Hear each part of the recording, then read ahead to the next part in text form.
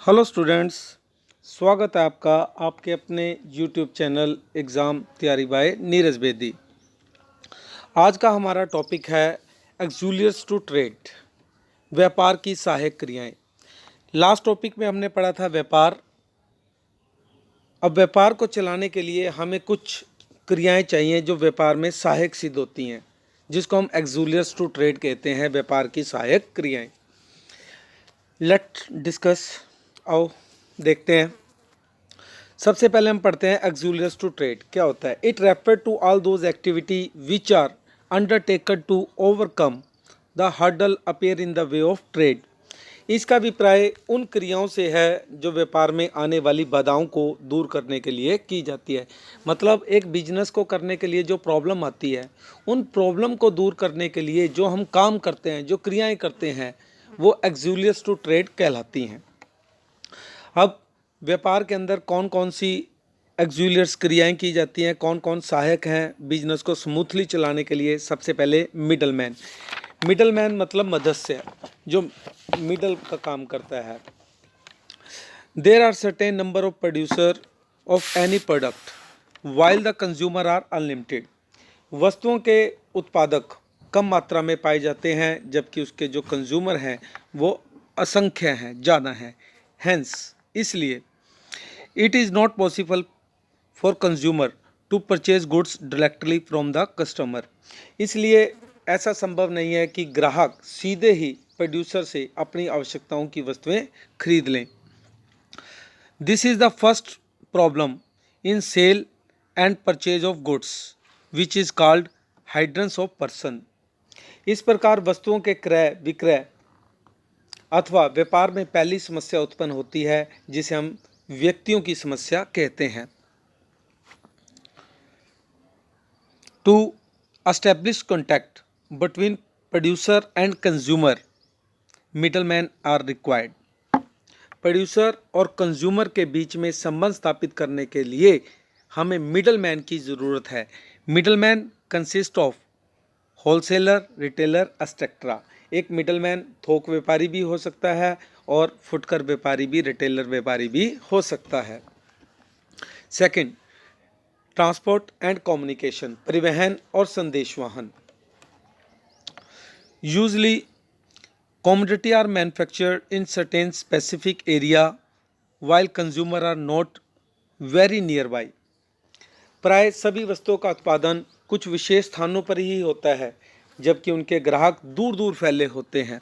In other word, दूसरे शब्दों में, producer and consumer are far away, दूर दूर, फ्रॉम ईच अदर जियोग्राफिकली। उत्पादक और ग्राहक भौगोलिक रूप से एक दूसरे से बहुत दूर दूर होते हैं। Hence there is one more hindrance in trade. इस प्रकार व्यापार में एक और बाधा यह उत्पन्न होती है। This hindrance relates to transportation of goods from the place of producer to the place of consumer. कि वस्तुओं को उत्पादक स्थान से उपभोक्ता स्थान तक कैसे पहुंचाया जाए। दिस हाइड्रेंस कैन बी एलिमिनेट, खत्म करना, with the help of transport. यातायात से इस कठिनाई को दूर किया जा सकता है। With the help of transport, यातायात की सहायता से commodity can be carried from their place of production to the place where they are required. यातायात की सहायता से हम एक वस्तु को प्रोडक्शन की जगह से उसकी रिक्वायरमेंट, जहां उसकी ज़रूरत है, उस स्थान तक पहुंचा सकते हैं।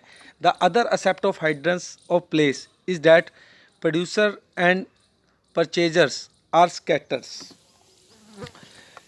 दूसरा वजह क्या है, जो प्रोड्यूसर है और परचेजर है वो दूर दूर फैले हुए हैं। This problem which arises is as to how the finalize the deal of sale and purchase। तो जब वो दूर दूर फैले हुए हैं तो उनमें परचेज और सेल की डील कैसे हो सकती है। This problem can B solve by communication. इस प्रॉब्लम को हम कम्युनिकेशन के द्वारा, संदेशवान के द्वारा भी दूर कर सकते हैं। Third, warehouse. Warehouse का मतलब होता है संग्रहण, एक चीज़ को एक जगह इकट्ठा करना।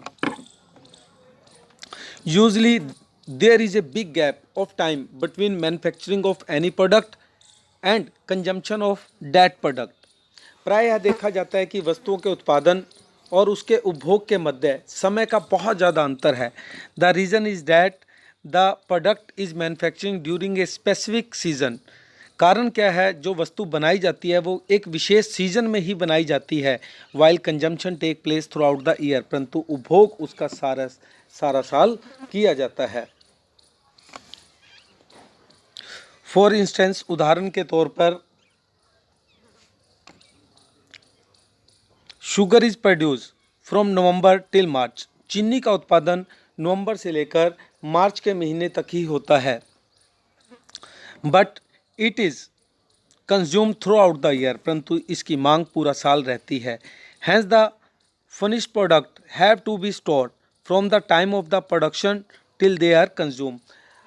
अब इनकी मांग पूरा साल रहती है जैसे कि, तो तैयार माल को उसके उत्पादक समय से उपभोग समय तक उसको स्टोर कर कर रखना पड़ता है. और this problem is solve by warehouse, और इस समस्या का समाधान वेयर हाउस की सहायता से ही किया जा सकता है. फोर्थ, इंश्योरेंस, बीमा. Insurance, whether be the scale of business large और स्मॉल, चाहे बिजनेस का साइज बड़ा है चाहे बिजनेस का साइज छोटा है.